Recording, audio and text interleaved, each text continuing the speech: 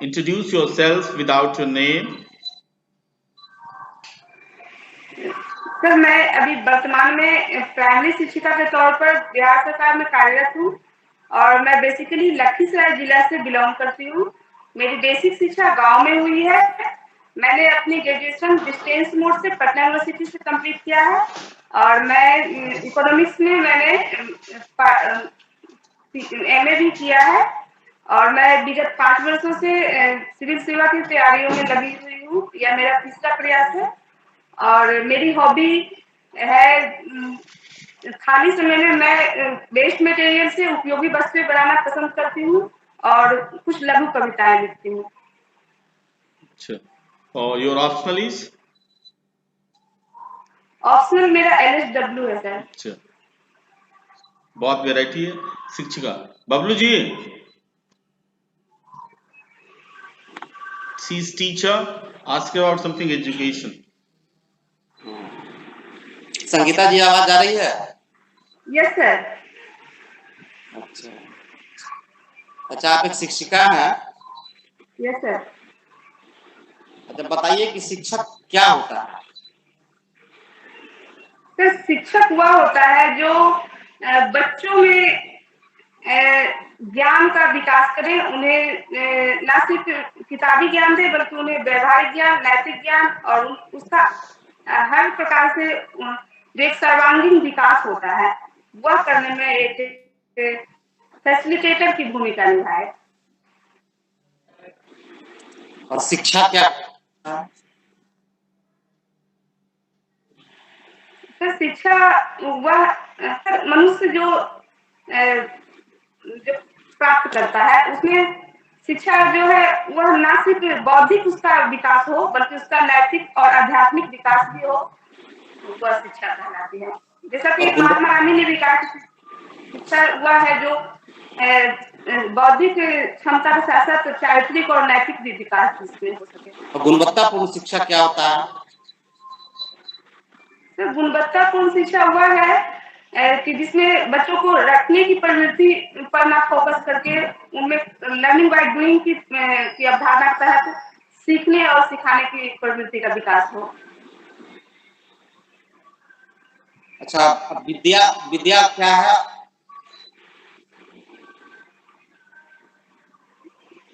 विद्या ज्ञान का ही स्वरूप है कहा जा सकता है, जिसके तहत जैसे कि किसी भी क्षेत्र विशेष में जो हमें जानकारी विशेष जानकारी प्राप्त हो वो विद्या के अंतर्गत आएंगे।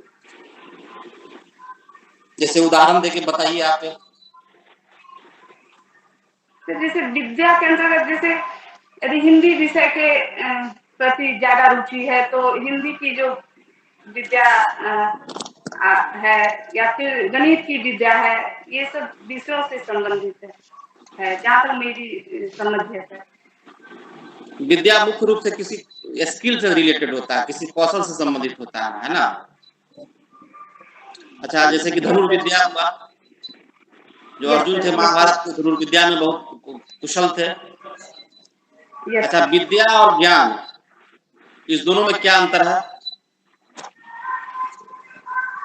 सर मैं उतनी जानकारी तो नहीं है पर मुझे जहाँ तक लग रहा है कि ज्ञान मानव के विभिन्न गुणों और कौशलों का विकास है और विद्या किसी पर्टिकुलर कौशल, जैसा कि आपने भी बताया कि किसी विशेष स्किल को सीखने की क्षमता है।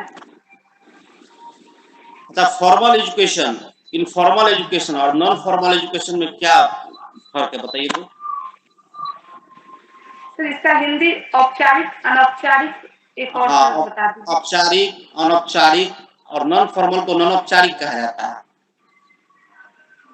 तो औपचारिक शिक्षा वह शिक्षा है जो विधिवत रूप से स्कूल कॉलेजों में ली जाती है।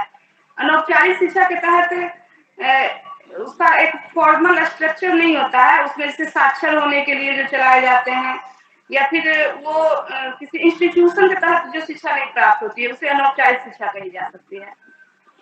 तो ये शिक्षा कहाँ प्राप्त होती है? अगर किसी इंस्टीट्यूशन में अगर नहीं प्राप्त होती है तो प्राप्त कहाँ होती है? वो जैसे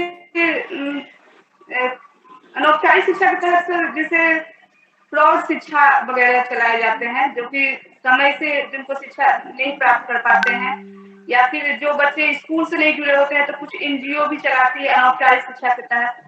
और कुछ बच्चे जैसे होम ट्यूशन के थ्रू भी जो पढ़ाई करते हैं, वो अनौपचारिक शिक्षा के तहत आ सकती है। अनौपचारिक शिक्षा वैसी शिक्षा आपके जो अपने हम परिवेश और समाज से सीखते हैं, उसको कहा जाता है अनौपचारिक शिक्षा, इनफॉर्मल एजुकेशन। और एक और हम बोले थे नॉन फॉर्मल, उसके बारे में बताइए। सर मुझे अभी रिकॉल में नहीं कर पा रही हूँ सर, अच्छा, मुझे अभी इसके आपने बारे में स्पष्ट जानकारी शायद नहीं है। तो प्रौढ़ शिक्षा की चर्चा की आपने, तो हमारे देश में प्रौढ़ शिक्षा के लिए कौन कौन से कार्यक्रम अभी तक चलाए गए हैं?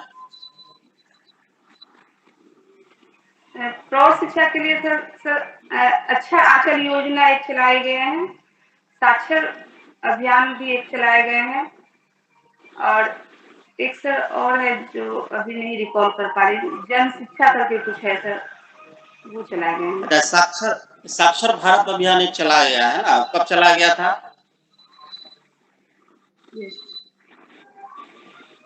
सर मुझे एग्जैक्ट डेट नहीं पता है सर। अच्छा, हम लोग साक्षर बोलते हैं, आखिर किस स्तर तक का ज्ञान हो जाएगा तो हम किसी को साक्षर कर सकते हैं?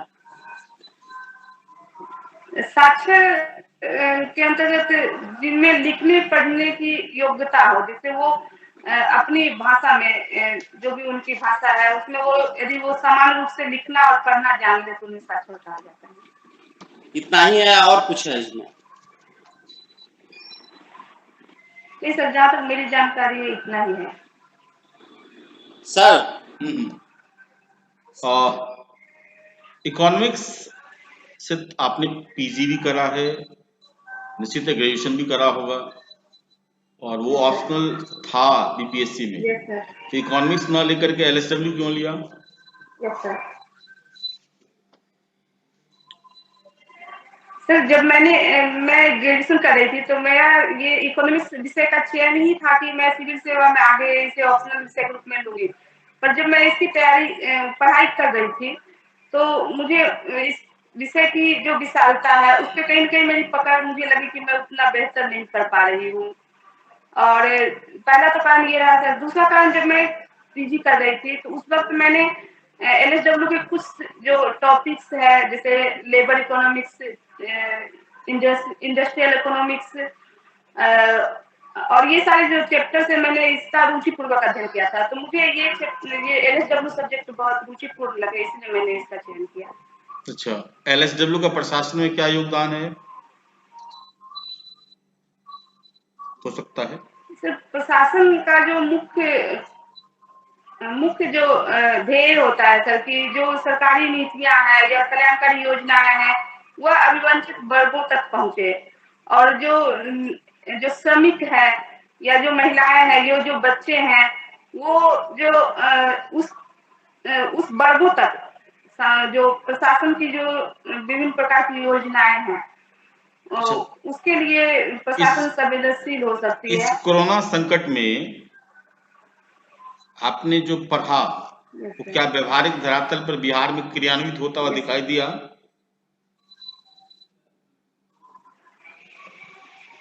सर कोरोना संकट में सर मैं एक बार और रिपीट क्वेश्चन सुनना चाहूंगी। आपने जो एलएसडब्ल्यू में पढ़ा, श्रमिकों की समस्या, समाज कल्याण, वंचितों का की समस्या, तो इस कोरोना संकट के दौरान ये समस्या काफी उभर के सामने में आई। तो क्या बिहार में ये समस्या, इस समस्या से निपटने के लिए जो बिहार सरकार ने कार्य किया उसमें आप क्रियान्वयन पक्ष आपको ठीक दिखाई दे रहा है? जब कोरोना संकट में लॉकडाउन किए गए और उस वक्त जब रिवर्स माइग्रेशन के तहत जितने भी श्रमिक बिहार आए तो उनके लिए सरकार ने प्रॉपर नीतियां बनाई कि श्रमिक जो है वो सेफ और सुरक्षित आ सके। उनके लिए श्रमिक गाड़ियों का प्रबंध किया गया, और यहाँ पर उनको उनके खाने पीने और जो बाहर रह गए थे लॉकडाउन में उसके लिए भी सरकार ने कुछ वित्तीय सहायता राशि दिए थे प्रवासियों और छात्रों को, और इसके अलावा राशन कार्ड के थ्रू प्रति परिवार 1000 रुपया भी सरकार ने मुहैया कराए, जिनका अच्छा, सामाजिक आर्थिक स्थितियां ठीक नहीं थी। कोरोना संकट के दौरान श्रम कानून में कुछ चेंजेस किए गए बिहार में, यस सर, उसके बारे में बताएंगे? Yes sir. सर उसमें 2-3 लेबर लॉज में किए गए चेंजेस, एग्जैक्ट मुझे नहीं पता, 4-5 है शायद। तो उसमें एक सर कारखाना अधिनियम में किए गए हैं, जिसमें 10 श्रमिकों के जगह पर 20 और 20 के जगह पर 40 श्रमिकों के तहत उल्लिखित किया गया है कारखाना का जो, और सर छटनी से संबंधित एक लेबर लॉज में किया गया था, बंदी से रिलेटेड। और सर मुझे इतना ही अभी याद आ रहा है। अच्छा, ये श्रम संघ का श्रमिक कल्याण में एक महत्वपूर्ण कड़ी मानी जाती है या माध्यम माना जाता है। Yes sir. ठीक है, यस सर। तो यस सर। आप मुझे बताएं, ILO उन्होंने 8 पिलर दिए हैं जिसको हर एक अपने अभिसमयों के द्वारा, तो उस 8 पिलर में भारत ने कितने पिलर को अपनाया है? उसमें 8 पिलर में 6 पिलर को भारत ने अपनाया है। अच्छा, 8 पिलर कौन कौन है, या भारत ने जो 6 पिलर अपनाया वो कौन कौन है? तो अभी रिसेंटली में भारत ने 2 पिलर अपनाए हैं, जिसमें जो बच्चों संबंधित जो श्रम, बाल श्रम से संबंधित है, उसमें एक न्यूनतम उम्र की का जो उसमें अधिनियम लाया गया है कि 18 साल से नीचे उम्र के किसी बच्चे को कार्य पर ना लगाया जाए। और दूसरा एक उन्होंने अपनाया है कि बाल श्रम का जो खराब भौतिक दशा है, भौतिक स्थितियां हैं, उससे रिलेटेड एक उन्होंने अपनाया है। और 4 ये पिलर 2 कौन है? रिसेंट में, और 4 पिलर कौन है? आवाज कट रही है सर। और 4 पिलर कौन कौन हैं जो भारत ने अपनाया है? सर मैं अभी रिकॉल नहीं कर पा रही हूँ, सॉरी सर। अच्छा, आप मुझे बताएं, श्रमिक संघ, भारत का पहला व्यवस्थित श्रमिक संघ किसको माना जाता है? मद्रास यूनियन लेबर प्रथम व्यवस्थित श्रमिक संघ है सर। संस्थापक कौन थे? सर मैं गेस कर सकती हूँ, मुझे अभी रिकॉल नहीं आ रहा है, शायद Lala Lajpat Rai, BP Wadia. Sorry sir. ठीक है, और श्रमिक संघ के उत्थान में लोखंडे का क्या योगदान है? सॉरी सर, मुझे नहीं पता है। अच्छा, एक बहुत बड़े श्रमिक संघ के नेता थे, खासकर रेलवे यूनियन के, और बाद में वो रेलवे मंत्री बने, कौन थे वो? सॉरी सर, नहीं पता है मुझे सर। अच्छा, नियोजक को परिभाषित कीजिए, नियोजक किसे कहते हैं? नियोजक उसे कहा जाएगा जो नियत मजदूरी या वेतन पर कर्मकारों को रोजगार प्रदान करे। अच्छा, संगठित श्रम और असंगठित श्रम, इस दोनों को परिभाषित कीजिए तो।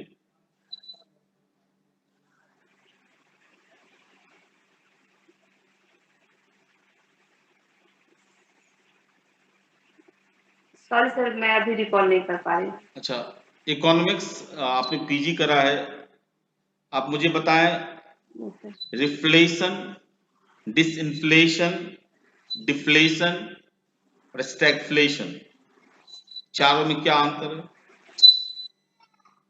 कृपया मुझे हिंदी शब्द बताएं, क्योंकि मेरा हिंदी मीडियम ही रहा है। अच्छा, हिंदी मीडियम रहा है। एक तो इसमें सर स्थिति और अवस्थिति दो मुझे समझ में आ रहे हैं। हाँ बोलिए। संस्फीति हुआ, बोलिए। अपस्फीति, विस्फीति, बोलते जाइए आप। स्थिति वह अवस्था है जब मुद्रा का मूल्य जो है उसके वास्तविक मूल्य से कम हो जाए और महंगाई दर बढ़ जाए, वो स्थिति है। अब स्थिति के अंतर्गत मुद्रा का जो मौद्रिक मूल्य है वो बढ़ जाता है और वस्तुओं के दाम गिर जाते हैं, वो संकुचन, अवस्थिति है। संकुचन, संकुचन, सॉरी सर मैं अभी रिकॉल नहीं कर पा रही हूँ संकुचन। अच्छा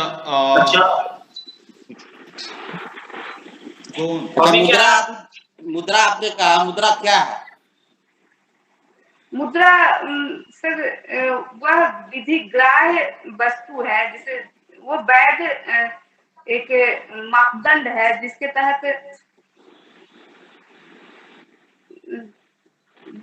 जो विनिमय का एक सशक्त माध्यम हो और उसके मूल्य का संचय भी उसमें हो और वो विधिग्राह्य हो सर। मैं अभी इतना ही रिकॉल कर पा रही हूँ। अच्छा, विधिग्राह्य होने का क्या मतलब होता है?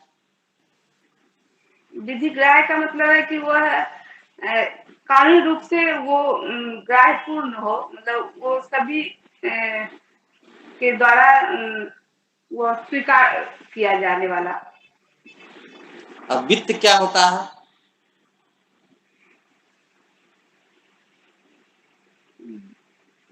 वित्त,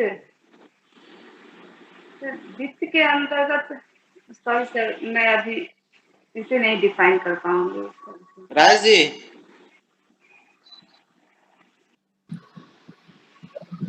अभी सॉरी, आपकी हॉबी क्या है? Yes sir. सर मेरी हॉबी है वेस्ट मटेरियल से उपयोगी वस्तुएं बनाना और लघु कविताएं लिखना। कितना वेस्ट मटेरियल से अभी तक नया सामान सा बनाया, बताइए तो।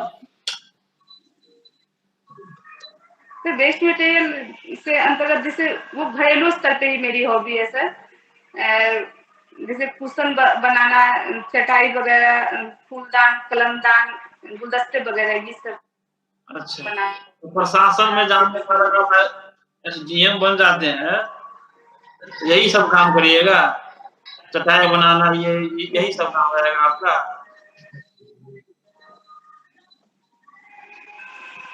सर एक बार क्वेश्चन रिपीट करें सर, आवाज कट रही थी। अगर आप प्रशासन में चली जाती हैं तो यही सब काम करिएगा? चटाई बनाना, सिलाई बुनाई करना, यही सब काम करिएगा आप? सर ये सर जैसा कि मैं इकोनॉमिक्स के दौरान जब मैं पढ़ी तो मुझे पता चला सर कि संसाधन जो होते हैं वो सीमित होते हैं और यदि संसाधन का मैं रिन्यूएबल या उसका रीयूज कर रही हूँ तो कहीं ना कहीं इसका डायरेक्ट इनडायरेक्ट वे में बेनिफिट वित्त स्तर पर मुझे मिलेंगे, आर्थिक स्तर पर। और मैं इसे अपने पोस्ट प्रायोरिटी क्या है आपकी? पद की वरीयता क्या है? पोस्ट प्रायोरिटी मेरी प्रथम में बिहार वित्त सेवा है, फिर सिविल बिहार प्रशासनिक सेवा, अच्छा, और उसके बाद सर प्रशाखा पदाधिकारी, सेक्शन ऑफिसर, रजिस्ट्रार। अच्छा, जीएसटी आने के बाद, जीएसटी आने के बाद बिहार के कर प्रशासन पर क्या प्रभाव पड़ा है? तो बिहार के कर प्रशासन पे जीएसटी आने के बाद अभी तो रिसेंटली लाभकारी स्थिति में ही है, लेकिन इन फ्यूचर यदि ये जो बीच में जो घाटा आ रहे हैं कर राजस्व प्रशासन की बात कर रहा है, आर्थिक कर का जो प्रशासन होता है ना, ये बिहार वित्त सेवा है, केंद्र का भी सरकार आपके साथ काम करेंगे, वरीयता में रहेंगे, तो उसके प्रशासन में क्या बदलाव है सब बताइए। सर इसमें जो बिहार वित्त सेवा में सीटीओ पोस्ट है उसके अंदर से वो पोस्ट चेंज हुआ है नाम, जो मुझे अभी याद नहीं आ रहा है सर। जीएसटी का नाम सुने हैं? Yes sir. फुल फॉर्म बताइए तो क्या होता है? Goods and service tax. कब से लागू हुआ है? सर ये 1 जुलाई 2017 से लागू हुए हैं। बिहार में कब से लागू हुआ है?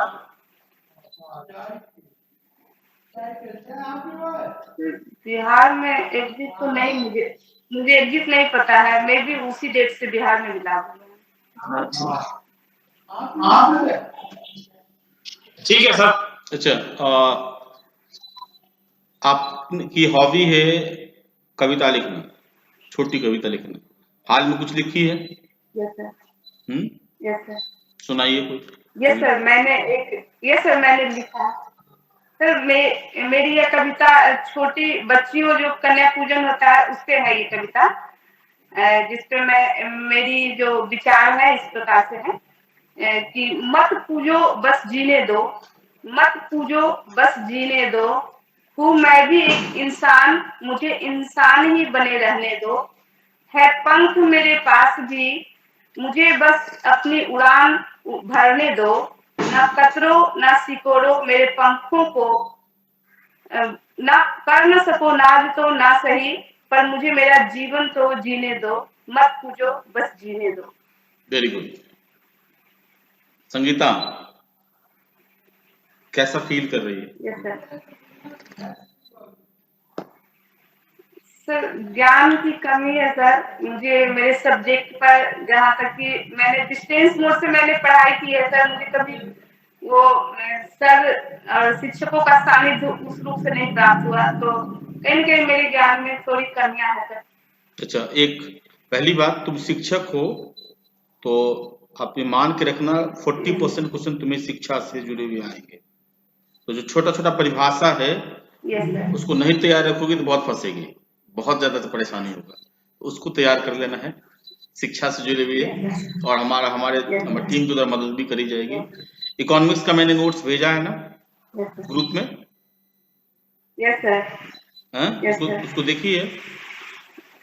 यस सर, मैं उसे देख रही हूँ सर, अभी थोड़ा सा लैक ऑफ टाइम के कारण, एक्चुअली मैं बीएलओ भी हूँ तो मेरा काम थोड़ा सा बर्डन अभी इलेक्शन को लेकर के बढ़ जा रहा है। अच्छा, कोई बात नहीं। रिकैप करूँ और LSW से जुड़ा हुआ भी देखना है, अब जैसे